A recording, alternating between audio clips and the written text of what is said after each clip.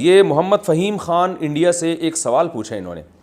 محمد فہیم خان اگر میری بات سن رہے ہیں، پتہ نہیں مارکیٹ میں ہیں یا نہیں ہیں، یا ہو سکتا ہے مارکیٹ سے شارٹ ہوں، تو اگر وہ شارٹ ہیں تو جو حضرات سن رہے ہیں اگر ان کے محمد فہیم خان سے کوئی رابطے ہیں تو ان تک بات پہنچا دیں. انہوں نے ایک سوال پوچھا ہے بڑا ٹیکنیکل قسم کا،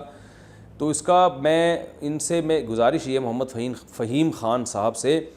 کہ ایسے سوال کے جواب پبلکلی نہیں دیے جا سکتے، کیونکہ بعض چیزیں ٹھیک ہوتی ہیں مگر پبلک اس کا ناجائز فائدہ اٹھا سکتی ہے، جو کم عقل لوگ ہیں اس کا ناجائز فائدہ اٹھا سکتے ہیں. تو اس لیے میں آپ کا سوال پڑھ بھی نہیں رہا اور جواب بھی نہیں دے رہا کہ اگر میں غلط جواب دوں گا تو وہ غلط ہو جائے گا، اور صحیح جواب دوں گا تو پھر اس کا نقصان یہ ہوگا کہ لوگ اس کا غلط فائدہ اٹھا سکتے ہیں. اس لیے آپ سے گزارش یہ ہے کہ جیسے ہی آپ تک میرا یہ پیغام پہنچے آپ اپنے علاقے کے، انڈیا میں ہیں آپ، وہیں انڈیا کے کسی معتبر عالم سے یہ مسئلہ پوچھ لیں.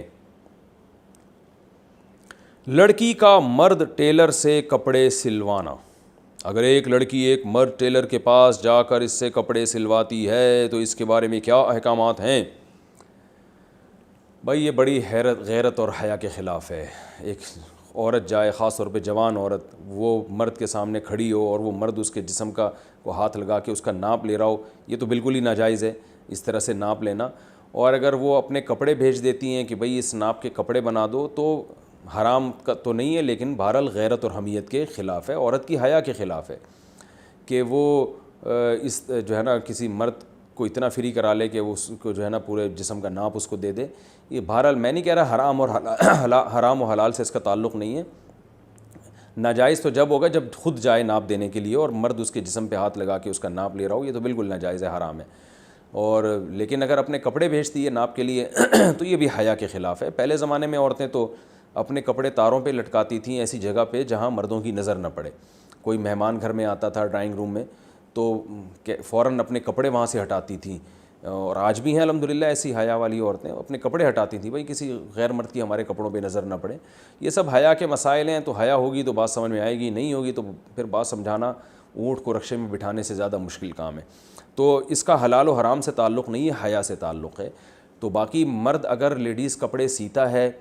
تو مرد کے لیے بھی مناسب نہیں ہے یہ کام، مگر اجرت حلال ہوگی، یعنی کمیشن کو حرام نہیں کہہ سکتے، کیونکہ ایک کام ہے کپڑے سینا بذات خود ایک جائز کام ہے، تو اس کی جو کمیشن لے گا وہ کمیشن حلال ہوگا، یعنی اس پہ جو اجرت لے گا. اسی طرح عورت اگر مرد کے کپڑے سی کے کمیشن لیتی ہے وہ کمیشن بھی حلال ہے، مگر یہ حیا اور غیرت کے خلاف ہے، اس کو ختم کر دینا چاہیے، خاندانی بننا چاہیے، خاندانی. 11ویں شریف کا کھانا کھا سکتے ہیں؟ حسنین خان ٹیکسلا سے، کیا 11ویں شریف کا کھانا حلال ہے یا حرام؟ دیکھیں، کھانا اگر حلال پیسوں سے بنا ہے، اللہ کے نام پہ بنا ہے، اور اس کا مقصد تھا شیخ عبد القادر گیلانی رحمۃ اللہ علیہ کی روح کو ثواب پہنچانا،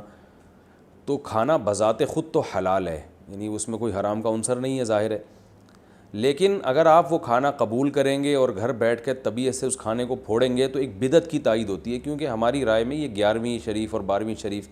اس طرح کے جتنے متعین دنوں کے کھانے یہ بدعت ہیں، اسلاف میں اس کا کوئی ثبوت نہیں ملتا. کوئی ایک واقعہ بتائیں حضرت ابو بکر رضی اللہ تعالیٰ عنہ کے انتقال پر حضرت عمر نے پوری زندگی میں کبھی ان کے نام پہ 11ویں شریف کی ہو، یا ان کے نام کا کھانا کھلایا ہو، یا حضرت عمر کی شہادت کے بعد یہ کام کیا، یا حضرت علی کے بعد، یا حضرت عثمان کے بعد، ہمیں کہیں بھی کچھ بھی نہیں ملتا. ائمہ اربعہ سے دکھا دیں، امام ابو حنیفہ کے انتقال پر امام ابو یوسف نے ان کے نام پہ، امام ابو حنیفہ کا مقام تو شیخ عبد القادر گیلانی رحمۃ اللہ علیہ سے کروڑہا گنا بڑا ہے. امام شافعی کا مقام تو شیخ عبد القادر گیلانی رحمۃ اللہ علیہ سے کروڑہا گنا بڑا ہے، تو ان کے نام پہ بھی کبھی کسی نے نہیں کی اور آج بھی نہیں کرتے. تو حضرت شیخ عبد القادر گیلانی رحمۃ اللہ علیہ، ہم ان کی خاک کے برابر بھی نہیں، وہ ہمارے بزرگ ہیں، مگر اور انہوں نے خود بھی یہ بات نہیں کہی ہے، حضرت شیخ عبد القادر گیلانی رحمۃ اللہ علیہ نے کہیں بھی خود بھی یہ ترغیب نہیں دی کہ میرے بعد یہ سب کچھ کیا کرو. تو یہ بات کے لوگ ہیں جو عقیدت میں غلو کا شکار ہو کر اس طرح کی چیزیں کرتے ہیں. تو ہمیں اسلام کو دیکھنا ہے، جو اسلام نے جیسے کہا. تو اگر آپ یہ کھانا قبول کر کے کھائیں گے تو ایک بدعت کی تائید ہوگی، اس لیے اس سے اجتناب کرنا لازم ہے، اور محبت سے سمجھا دیا کریں، پھڈے بازی نہ کریں کسی سے. اور ایسا نہ ہو کہ کھانا آپ جو ہے نا وہ کوئی آئے اور منہ پہ واپس کر کے ایک دم ذرا بدتمیزی سے واپس کریں، ایسا بھی نہیں ہونا چاہیے.